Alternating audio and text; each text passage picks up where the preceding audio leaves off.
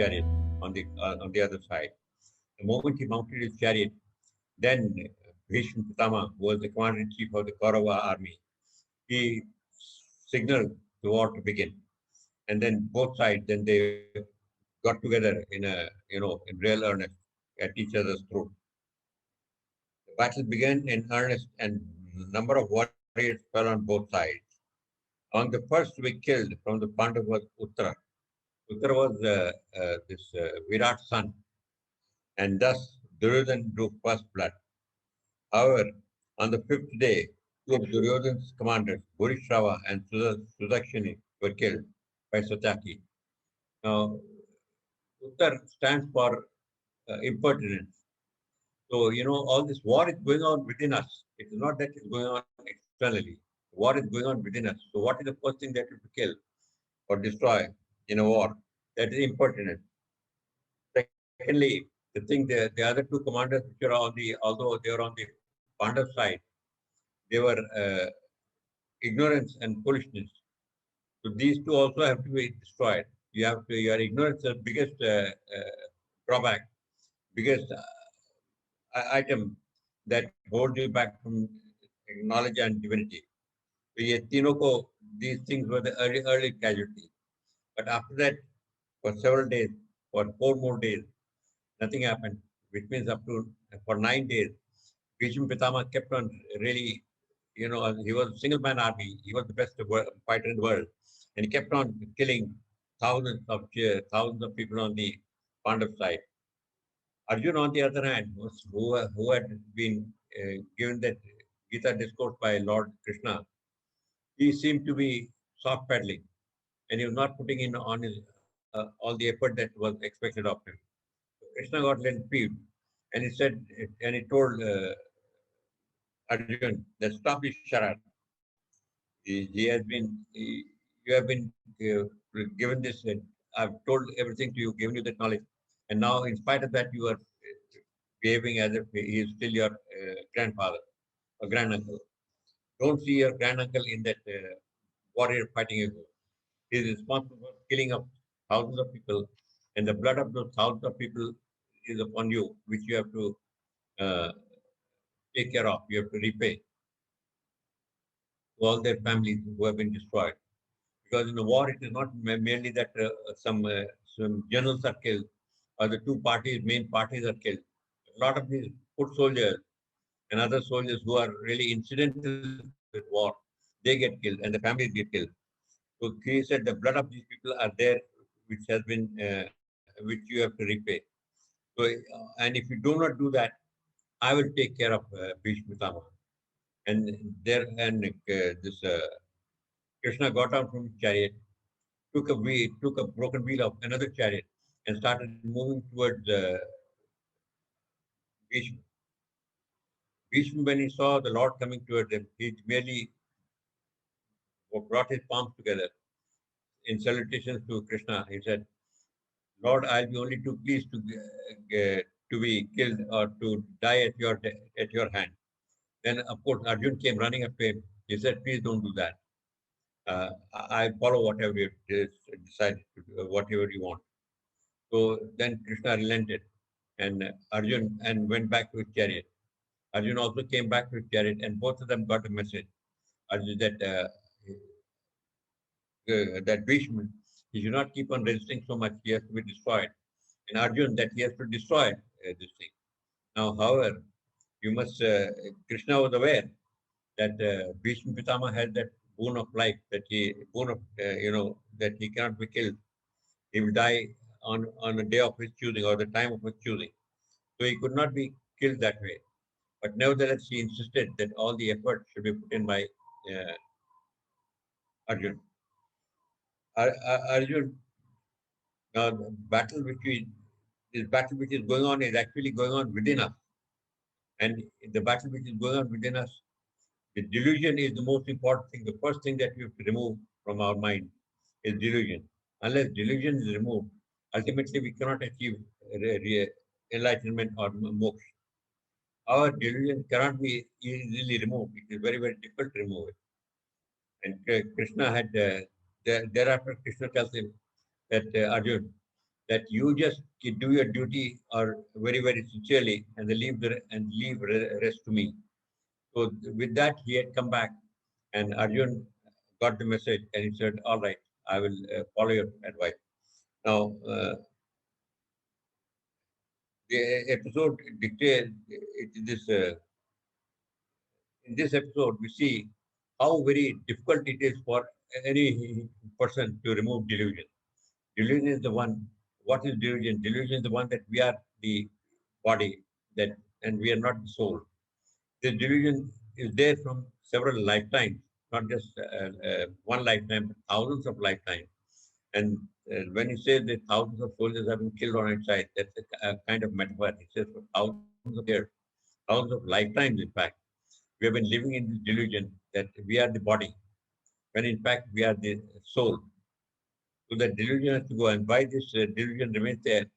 It is not only because from the time we are born, we are the our parents, etc., conditioner, but also because of the fact that we experience ourselves up to the limits of our body, which means up to the tip of fingertips and the tip of our toes. So from head to toe and from one arm to another arm, that's all we consider ourselves body, limited to this body. And this is the delusion which we have got. But to get rid of this delusion is very, very difficult. But if Krishna tells Arjun that you please just do your work, do your duty, which means that all of us have to keep on doing our sadhana, and whatever that sadhana may be. It can be name repetition, it can be jap, it can be bhajan singing, it can be reading the uh, scriptures or the Bhagavatam, etc. It can be also doing a lot of service to people. It can be, you know, and any other thing. You can be doing you can be going to the temple, doing your, worship regularly. But whatever you have been doing, you continue to do that merely because delusion is very difficult to kill. Don't stop it. That is what Krishna is telling Arjuna. Now, meanwhile, this is Bhishma also got the message that he doesn't have to be, ensure that he doesn't get killed, because the Lord can always use the weapon time and destroy him. So he also gets the message.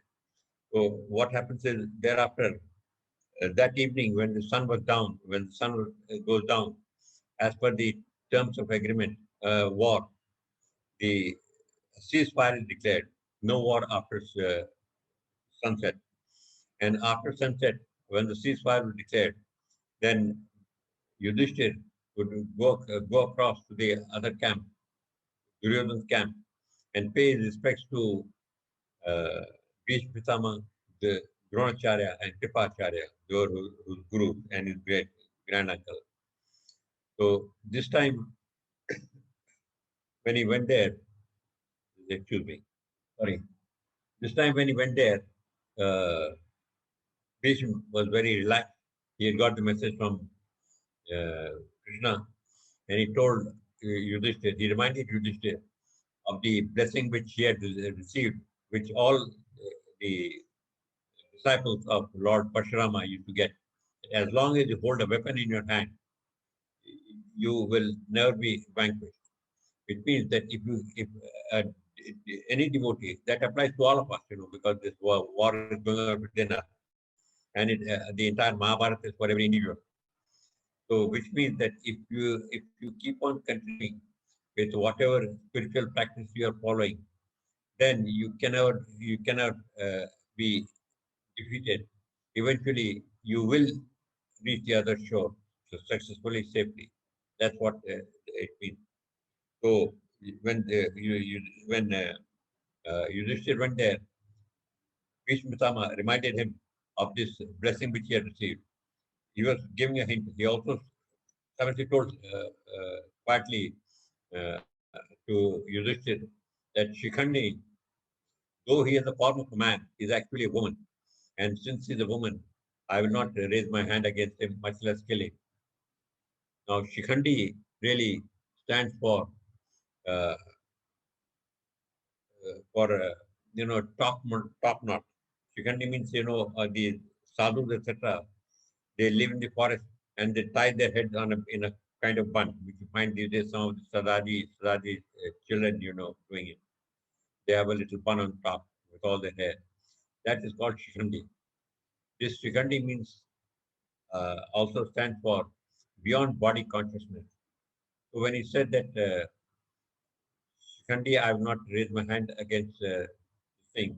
So the next day, what happened was that Yudhishthir went and informed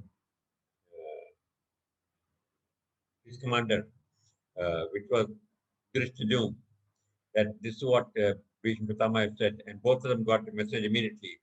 And Drishtadyumna called Shikhandi and told him to accompany, to get on Arjun's chariot. So now, with Shikhandi beside him, Arjun drove to battle with Bhishma Pitama. When Bhishma saw that Shikhandi was there, he immediately kept his weapons aside and they made no attempt to shoot because of the fear that he would kill. He may not only hurt Shikhandi but kill him. And like it was his vow that he is not going to raise his hand against any woman. Now, why it is not he doesn't want to raise a hand against any woman was this is a metaphor actually because woman is the repository of all values, human values. She is the repository of all human values, and all these human values uh, they they can never be deluded. So that is how Shikhandi becomes. She is invincible against Bhishma. Again, delusion cannot destroy divine value represented by the moon.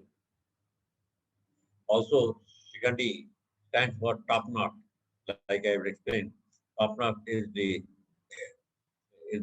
that hair which you tie in a bun on top of your head. That stands also for uh, top knot stands for beyond body consciousness. So if you are beyond body consciousness, that means you are not body about you are certainly not deluded. So in any case, the delusion cannot destroy Shikhandi also. So both ways, Shikhandi was a very powerful shield over Krishna, over Arjuna. The next day, after this, when they went to actually a war, now in this time, Arjun, when he went out next day to fight on the 10th day with Bhishma Pitama, he was on his chariot with Krishna by his side, but he had also Shikhandi as a shield in front of him. Further, on top of his chariot was his flag, standard, which bore the figure of Hanuman on it. Hanuman, as you know, was devotion. He is devotion personified.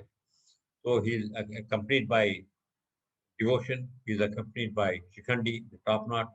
He is accompanied by, who is also a woman incidentally.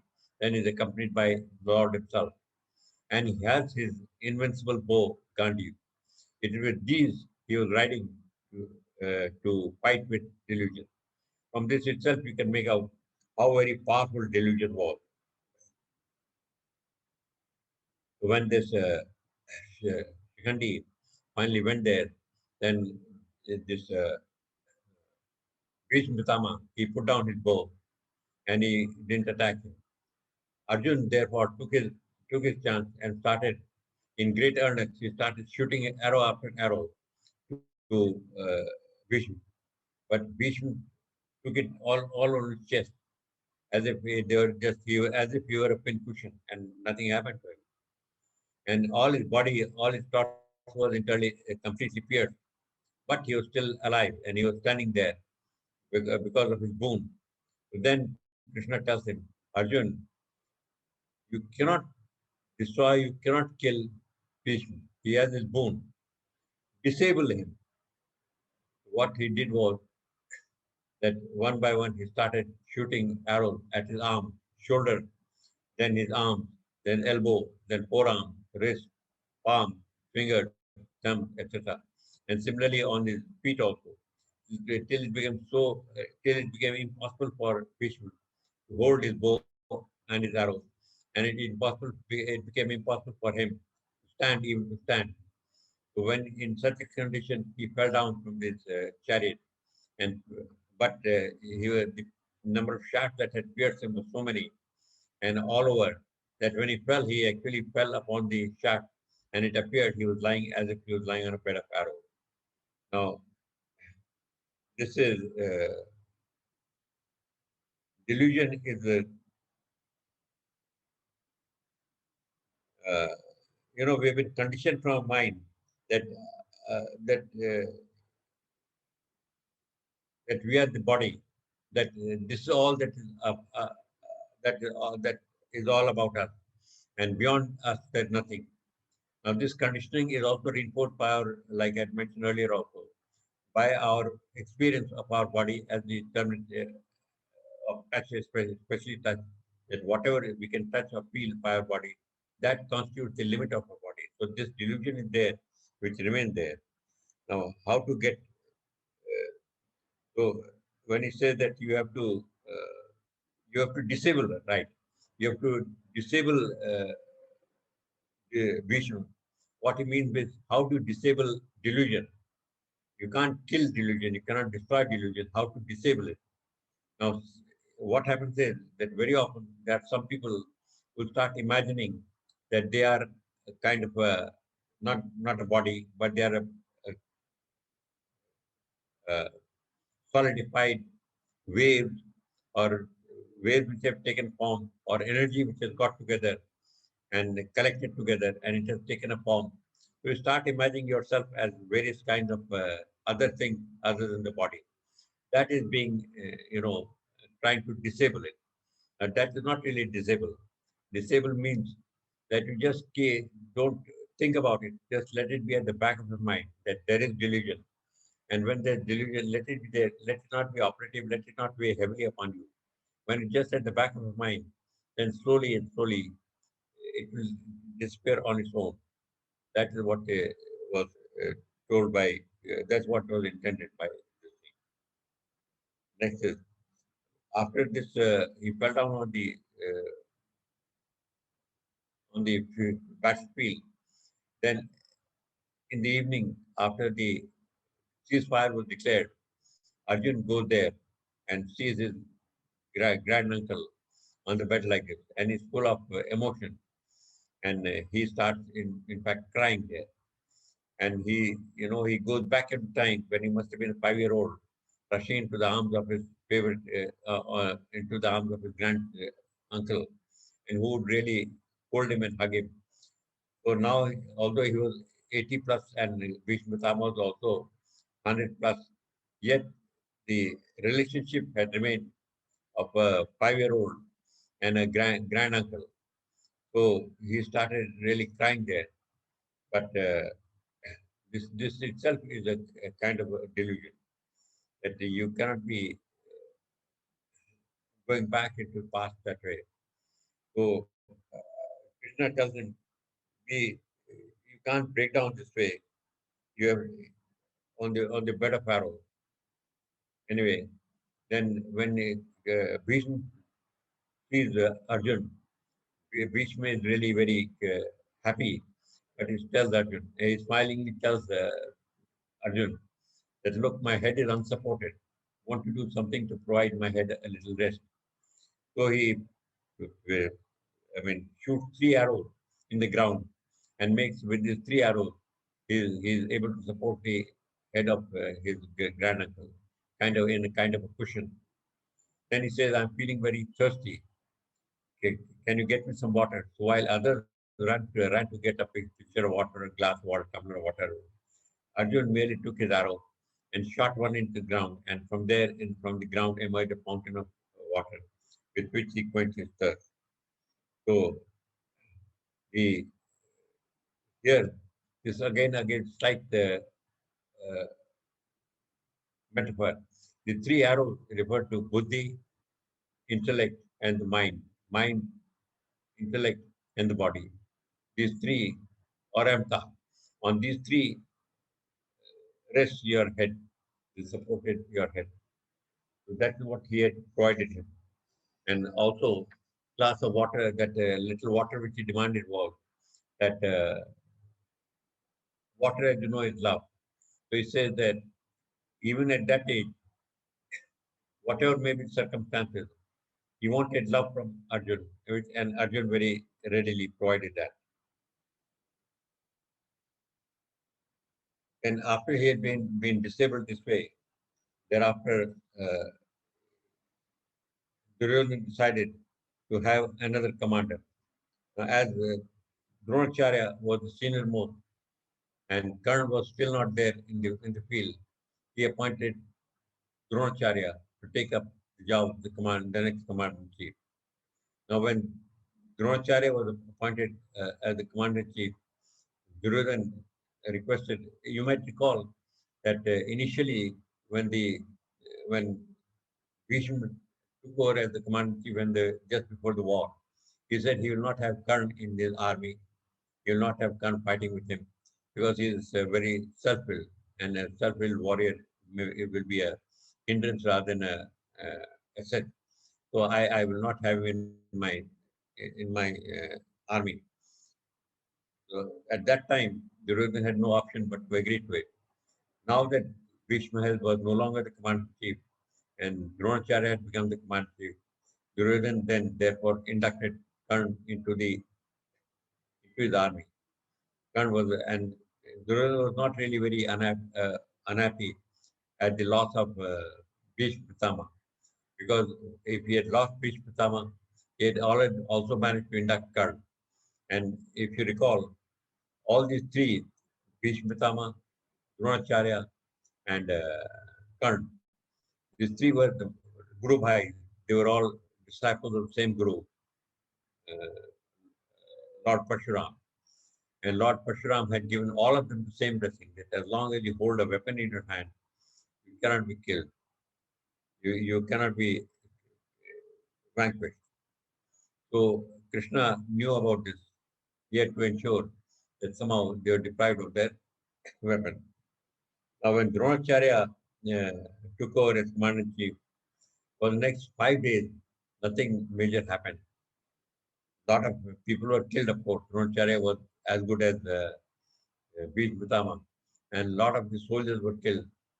But no major uh, commander from the Pandav side was killed. And Duryodhana started then not only becoming very unhappy, he became a little sarcastic with Dronacharya and told him that you are deliberately not putting in your effort to destroy this thing and you are being partial to our enemy, which of course was not true and which really hurt Dronacharya. So he said, look, as long as Arjun is there, I will not be able to make much progress. So it is better that you make plans to draw Arjun away from here. Now, one thing, when Karn was inducted into the army, Karn, if you recall, had been given a special weapon, uh, dart weapon, which would unerringly find its mark against whoever it was intended for. And Karn had kept that arrow only for Arjun. Krishna knew about it. So during the first 5 days, uh, when Dronacharya was the commander in chief, he Krishna ensured that he did not get in front of Karna. Somehow he kept on avoiding him all the time. He would not take his chariot when Karna was there, and that way he avoided. On the fifth day or sixth day, when after Duryodhana started taunting Dronacharya said, "All right, draw Arjun away because once Arjun is away, then I'll neutralize at least one of the great warriors." So this job was given to one of their uh, commanders, Susharma. Susharma got in into battle with Arjun, and he kept on backing out. You know, Arjun was certainly better than Susharma, and Susharma in a straight battle may have been killed. But what he kept on doing is he kept on, sorry, excuse me, so he kept on engaging Arjun, and after engagement, he used to draw them away till he went very, very far away. Meanwhile, what Dronacharya had done, he had formed a circular formation, special kind of a very strong formation called Chakravyuha. And in this, penetration into the Chakravyuha was very, very difficult. And from here, Dronacharya was creating havoc. So a lot of the Pandava army was getting killed. Now, since Arjun was not there, Yudhishthira did not know what to do until his Arjun's son, what's his name? Arjun's son, Abhimanyu. Arjun's son Abhimanyu said that he had learned how to enter the Chakravyuha. However, he does not know how to get out of it. So since Arjun was not there and a lot of these Pandava warriors were being killed, Yudhishthira decided that let Abhimanyu break the formation, get into the Chakravyuha to fight the Gaurav great. And he said that, okay, you get into the Chakravyuha and break the formation, and we all of us will very, very quickly follow you. I will be there, Jim will be there, and Nakul Sahadev, all of us will follow you. Unfortunately, what happened that time when he broke into the formation and entered the Chakravyuha, and when Yudhishthir and Bhim wanted to enter it, Jayadratha stood at the mouth of the Chakravyuha. When he stood at the mouth of Chakravyuha and prevented Yudhishthir and Bhim from entering, you might recall Jayadratha was given a boon by Lord Shiva earlier when Jayadratha had been, after he tried to abduct Draupadi, Bhim had caught hold of him, shaved off his head, and broke his chariot and torn all his clothes and all his royal marks were destroyed and thrown away. So he had done a lot of penance and he prayed to Lord Shiva, and Lord Shiva had appeared before him and granted him a boon. And he had said that on any one day of your choosing, you will be able to defeat whoever comes, who dares to stand against you. So that what the Jayadratha did was he said, I choose this day as the one on which Shiva's boon should operate. So with that blessing and boon, he very easily uh, held back Yudhishthir and Bhim who were trying to enter. On the other side, uh, you had this Abhimanyu who had already entered. So he turned back and started fighting with Jayadratha, so that if he could remove Jayadratha, then Yudhishthir, Bhim, and all others could enter Chakravyuha. But Jayadratha had that boon, and with that boon, he kept on toying with Abhimanyu. Eventually,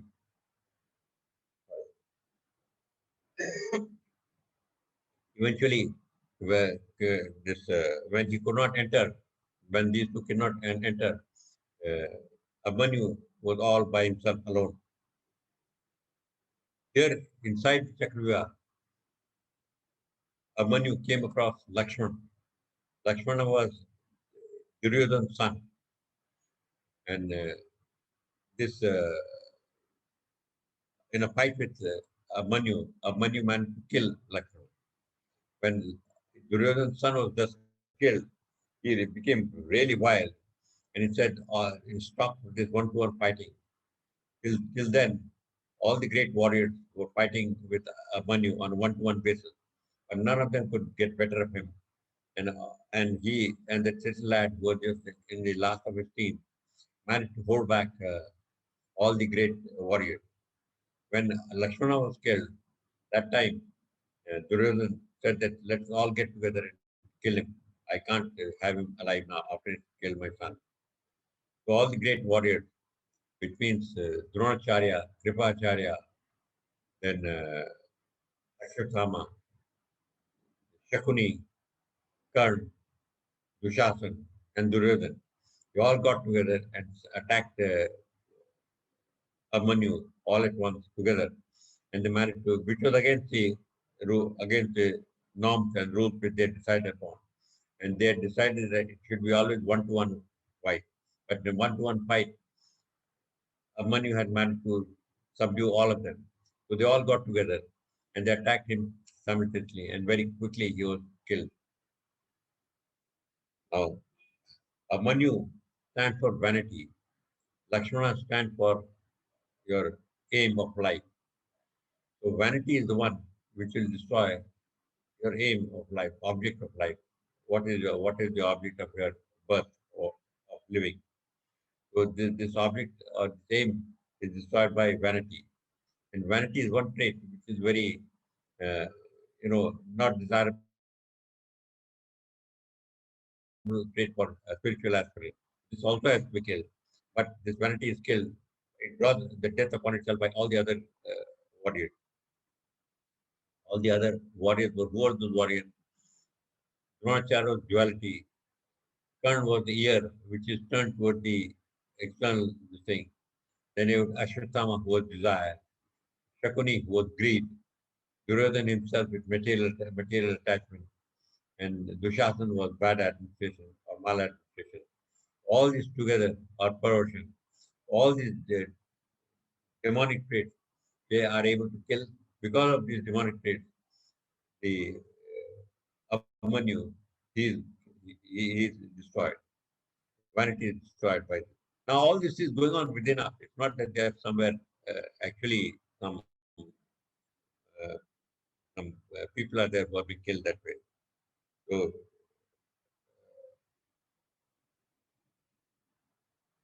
yeah. So it's not that anybody is being killed. It's all going on within us. Now, you see what has happened is Arjun, if you recall, has been drawn away. He was drawn away by Susharma. Susharma stands for uh, a pleasant times in the past. So what happens is Susharma had drawn Arjun away. That's again a little bit of metaphor. The whole thing is only metaphor, where it means that in the midst of battle, the battle is going on within you. In the midst of battle, you should be all the time alert and all the time be devoted to your spiritual sadhana. However, Susharma stands for reminiscing in the past. So what happens generally, not generally, often you find a sadhak, one who is on a spiritual path. He goes into reverie. He keeps on thinking of the present time which he had with with his ego, and he's not able to focus on the immediate. So that's how you are drawn away. So the drawing away of Arjun was also represents the sadhak or the aspirant who is in the midst of battle, but in the midst of battle, he starts thinking about what good times he had been having in the past. Yeah. So when this Arjun came to know about the death of his son, Manu, he was very, very upset. And uh, declared, he took a vow that by tomorrow, uh, before sundown, I will kill the other, or if I'm unable to kill him, I'll immolate myself. Krishna, who was there beside him, immediately reprimanded him. He said, you can't take such a vow. What foolishness is this? Suppose you are unable to kill him. Suppose that fellow gets killed on himself, by himself or by somebody else. Then what will happen to your vow? Will you carry a vow to the next life? And where will you get this jazzers in your next life? How will you identify with it? So never take any foolish vow, and certainly not in a haste. So, okay. I think I'll stop here this thing, but there's something very important which I wanted to discuss also, and that was on ego. We were, excuse me, we were discussing about ego last time, and I think I'll continue with that because, in my opinion, all of us should be very clear on what ego is. Now, ego really is a faculty, as I mentioned there, that all of us in our body, we have got other systems are there, the organs are there, but you have got three faculties also there, what they call the mind, the intellect, and the ego. The function of the task of the ego, job of the ego, is one to give us an identity, and the other is to direct our actions and responses to all the impressions that come into our mind. Now, when a child is born, initially it remembers, it remembers his past life. He was there, although he can't speak and he cannot express himself, and most of the time he may appear to be sleeping, but he's aware of his past life. The task of the ego, the first task of the ego is to discontinue, to bring about a discontinuation from the present birth to the past birth. So all the memories of the past life has to be erased. And this is the task of the ego. The ego will uh, mask, it does not erase or it does not eliminate the past memories. It merely masks the uh, past memories once very effectively. And once the past memories are masked, or rather, for the sake of convenience, I'll use the word ego removed. Once the past memories are removed, although they are not really removed, are removed, then he has not only lost all his memory, but he has lost his identity of what he was in the previous life. This removal of his identity in the present life of all his previous life is very important because in a new life, the child or as he grows up, will keep on facing newer and newer situations. But if he has memories of all his past life, then he will not know how to react. In one life, he may be uh, he may be completely opposite of what he is there in the present life. So how will he react to that? So the task of the ego is first to remove all his past memories. Thereafter, once he has removed his past memories, along with the past memory, he'll remove his identity also. The past identity having been removed. The next task is to take on a new identity. New identity is comparatively easier to come across because that you know very quickly. It depends upon the situation you are born in. Where are you born? Among whom are you born? In what condition you are born? You may be born in a palace. You may be born on the footpath. You may be born of a lot of pious people, or You may be born in a very uh, violent people, set of violent people. All this situation in you're born in depends upon your past karma. So depending upon your past karma, you will keep on, take an identity, and that identity gets developed as you keep on getting more and more impressions on your mind. This identity is different from your past identity. But the ego would have not only masked the present identity. You are all of us. In fact, we are a tiny fragment or a tiny part of that Purush. This thing we had discussed earlier also. All of us, when Purush interacts with Prakriti, then Prakriti generates a form or a tiny part of the Purush. And therefore, since each one of us is a tiny part of the Purush, we are in fact Purush ourselves.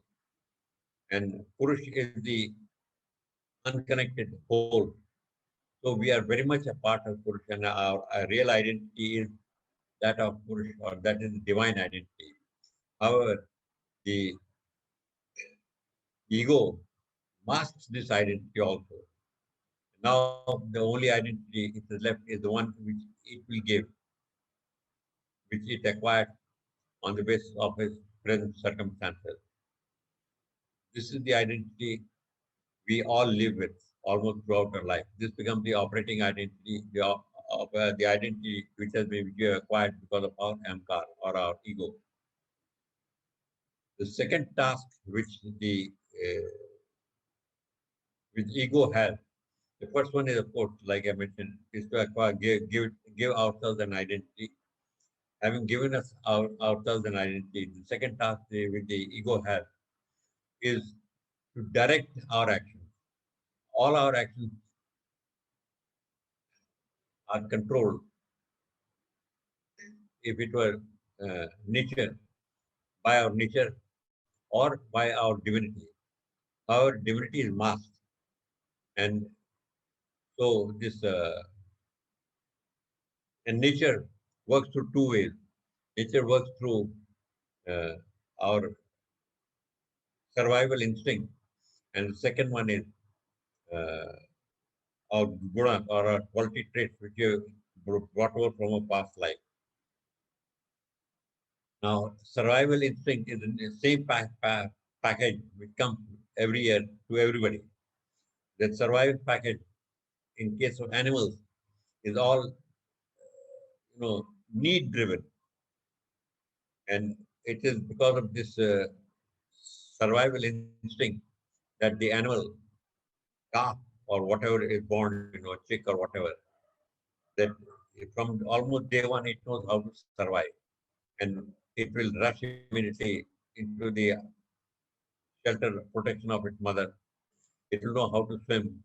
If it's a, let's say, wildebeest calf of wildebeest, from the day it is born, almost within 5 minutes is able to trot along and then run almost as fast as its mother, so that in case there's danger, it is able to escape. And these are all uh, traits which the calf is born with. It will also know how to protect itself, how to take care of itself and food. You would have seen that in the wild, when and let's say a lion family, a pride of lion, one of them has killed a, let's say, a big animal, whatever, wildebeest or bison or whatever. But the whole pride would immediately rush there and dig their mouth into the carcass. Now, there it is no nicety that no, you should come first, you should come second. Everybody's on his own, and everybody's selfishly and self-centeredly uh, feeding by for themselves. So the ego, in case of animal, although ego is not there, the survival instinct guides it to selfishness, self-centeredness, aggression, and competitiveness. These are the kind of traits that are there it needs to survive. Another thing is that even if it's a big animal like a tiger, it knows that it's at the top of the food chain, that nobody is stronger than him. Yet even the tiger is really very alert. He's always suspicious when his strange sound, and he is fearful also. He is suspicious, and he does not trust in anything. So these are some of the survival traits. What the ego does is it superimposes itself on the survival trait. But whereas all the survival traits are need driven, the ego, when it superimposes itself, functions in the same, acquired the same thing, except that they are now want driven. So they are all in excess. So ego is survival traits gone haywire, which is in gross excess. So that's why, uh, yeah, you'll have several of these negative traits which come from survival. Our such as I'll just read out from here. Self-centeredness, selfishness, aggression and competitiveness, suspicion and distrust, fear, anger, hatred, anxiety, stress and depression, guilt and regret, envy, jealousy, vanity and arrogance, criticism, judgmental, opinionated, possessiveness, attachments, etc. All these are survival traits which an animal has. But in case of animal, it is all uh, need based. When this ego superimposes itself upon the survival trait, then these are heightened and they all become really negative traits which are to be avoided because they are, as we'll come and see later, that they are cause of great hindrance to spiritual progress. But ego is not all entirely negativeness. There are a lot of positive traits in the ego also. For example, gives self-confidence, drive, and enthusiasm to commence a task, and all these things stem from ego. So does ingenuity and creativeness to overcome the obstacle, courage and boldness to stand up to threats, and intimidation, tenacity, and determination to successfully complete the task, or the pleasure and pride and fulfillment of completion. All these two emerge from the ego. So ego is not really that it's all negative. There are a lot of positive things also about the ego. So when you have, if you want to overcome your ego, the first thing you must do is you should be able to understand that what is happening is because of ego.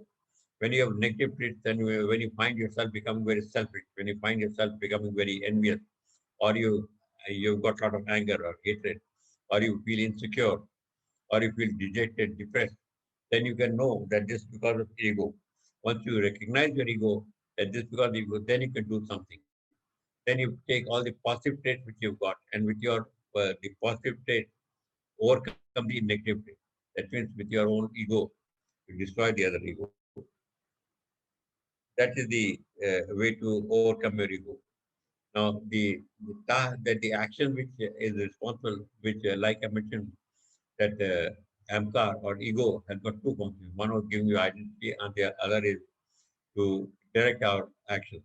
Now, all our actions can be directed by three identities which we have. One is, of course, the divine activity, our divine, self, which is where true identity. You can act from that, or you can act through your nature, that is through your gunas or through the quality trait. And third one is you can act through your ampar or your ego. So when you act through your ampar or your ego, then you will act, as I mentioned here, through your ego, and you will have both these kind of qualities. So the way to overcome your ego is to use your ego to destroy your own ego. You use the positive elements of your ego to destroy the negative elements of your ego. Once this is destroyed, then you act as per your swadharma. Now, so what is swadharma is the thing which will take a little more. Sorry, I've already overshot the time. Anyway, we'll go there. So, in order to, once your ego is subdued, then it becomes easier for you to undertake acts of swadharma. Swadharma is your personal dharma. Dharma by itself is, of course, the broad picture. Within that, each one of us has got our own dharma. Like Arjun or Krishna had been explaining to Arjun that you have to follow your own dharma. That was his swadharma. Like that, each one of us has got an individual dharma, which is different from duty. Duty, 100 people can have the same duty, but dharma will be always individual and it always be dependent upon the situation and surroundings.